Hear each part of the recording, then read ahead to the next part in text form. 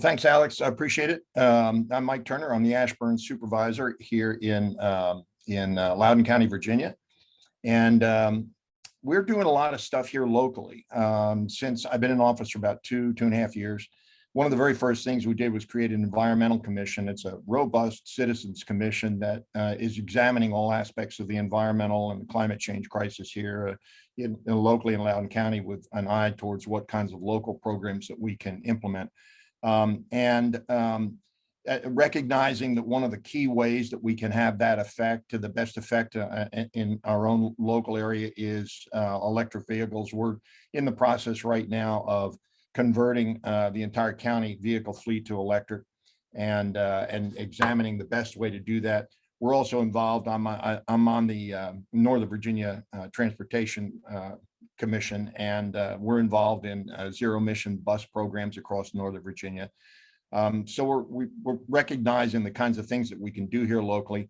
I'm personally a staunch advocate of municipal aggregation or community choice aggregation, whereby the county can hire a third-party provider and under contract deliver. And we've actually had a consultant, that was one of our first things we did, report back that we could offer 100% zero carbon energy by 2024, going to the Northeastern energy market, and delivering that with the data center community here in Loudoun County, which is the largest concentration of data centers in the world. We have 152 data centers in Loudoun County.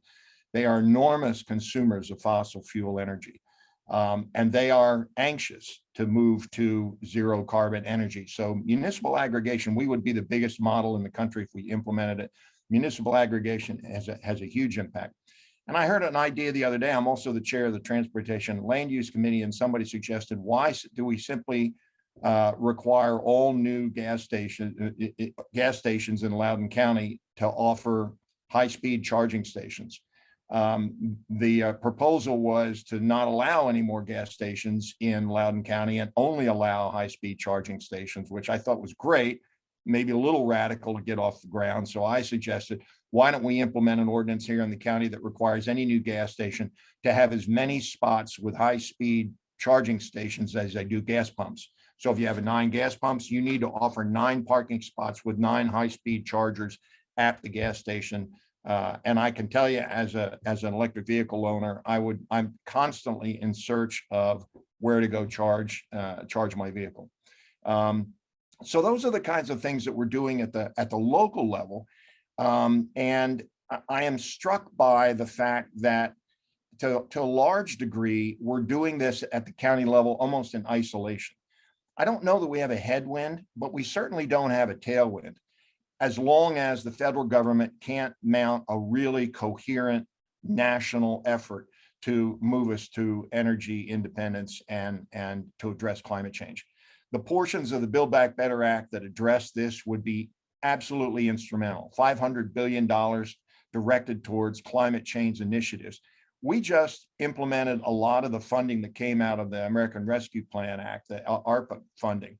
And it was a perfect example of what the local government can do when it has a tailwind of full and robust and full-throated federal endorsement, not just verbally, but with hard dollars behind them, and give us the opportunity to channel those dollars to local programs that are having a real impact.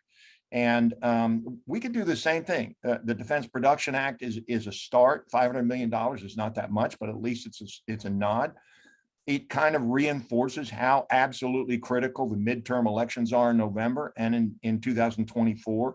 I know that I look at every candidate, regardless of party, and find out where they stand on climate change. And that is a huge influencer on my vote. We can talk about the gridlock in Congress all day long, but until we change Congress, that gridlock's not going to go away.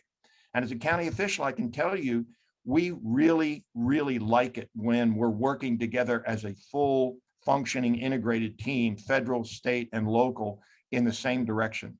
And I know that we can do this, but the opportunities we have here on the ground locally are really manifest. And if we could just get a big push from the federal government to get behind these kinds of initiatives, I think would make just a huge difference. And so I really appreciate EOPA and the work that we're doing. I'm proud to be on the board, and I'm excited when we get a chance to voice our concerns. I think I've mentioned in prior meetings that my first Air Force assignment was as an air rescue pilot in Thule, Greenland, with 600 miles from the North Pole. The Greenland ice cap was 2 miles thick at the time. And there are now stories where there are areas of the Greenland landmass that have never been exposed to sunlight that are now open because the ice cap has melted down all the way to the tundra level. That's the level of climate change that's taken place since 1974 when I was in Greenland. So it's pretty shocking. We really do need to get on the same page at all governmental levels. And I'm really excited to be a part of it. So thank you very much, Alex.